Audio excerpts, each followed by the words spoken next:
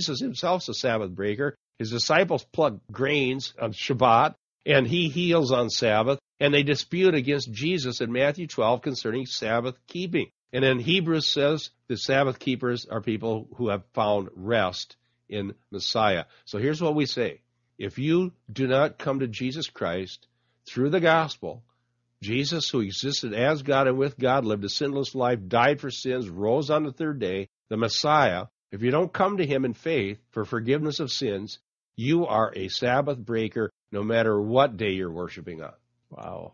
And if you do come to Messiah, you have found rest for your souls, and you're a Sabbath keeper. And the ultimate intention of what Sabbath was, which is to find rest, which only found in Messiah.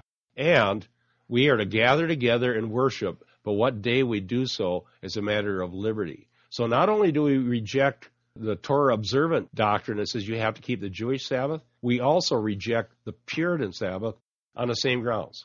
Wow. Absolutely. Ryan wrote about that. The Puritan Sabbath is based on replacement theology. Okay. And replacement theology takes things that God had given the Jews and it creates a Christian version of it. Yeah. So first of all, they take circumcision and they say, well, circumcision is replaced by infant baptism. Yes. So now the children entered a covenant status by having infant baptism because baptism replaced circumcision. So they're doing their replacement theology. Yes. Then they say Sunday replaces Sabbath, but it's to be observed in the same way Sabbath was. Yes. So they command everybody to not do certain things on Sunday the same way Sabbath was practiced on Saturday. Amen. And they're making the same error, but they're just picking a different day for their error.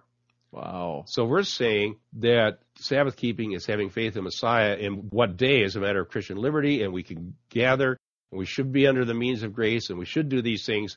But the Lord allows the church to determine the day, because in every society, what day is even possible is often dictated by the customs of the world you live in.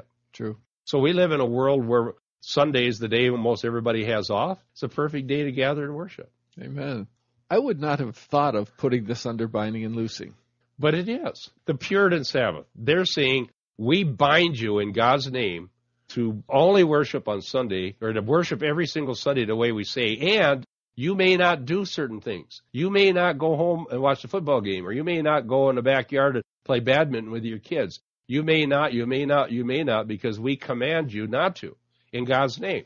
There's also a certain amount of loosing in that you must go to church in the morning and in the evening in those situations very often. Yeah, they require that partly because they don't allow you to do anything else. Right. And so they've made themselves lawgivers, and false binding is a serious sin, and it should be repented of. Now, I have friends who believe in this, but if they wanted to, they could say, we choose to worship on Sunday, and we choose to have two services. We come on Sunday morning, and then we go home with our family. We come on Sunday evening, and we're doing this because this is how we worship God, and we've been given liberty by Christ to do so. And I would fully affirm that.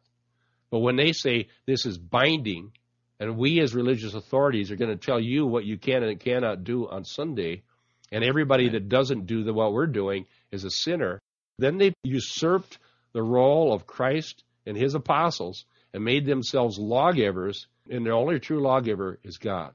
In the practical sense, in my growing up, I think that the Puritan Sabbath generally was practiced. Pretty much it was in small towns. Stores were closed, people went to church, etc.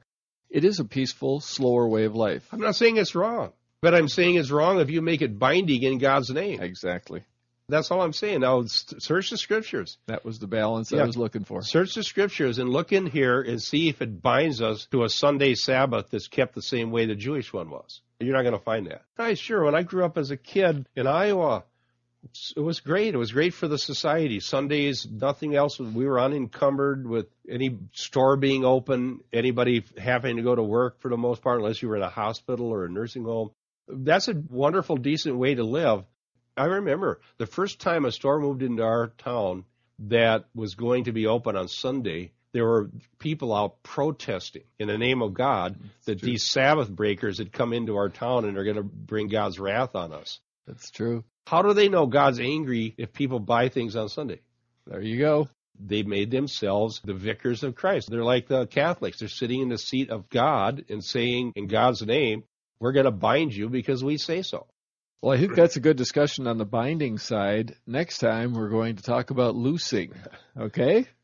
That's it for today, folks. For those of you who might want to contact us or visit our church, we're Twin City Fellowship in Minneapolis, Minnesota. Our telephone number is 952-935-3100, or you can find us on the web at cicministry.org.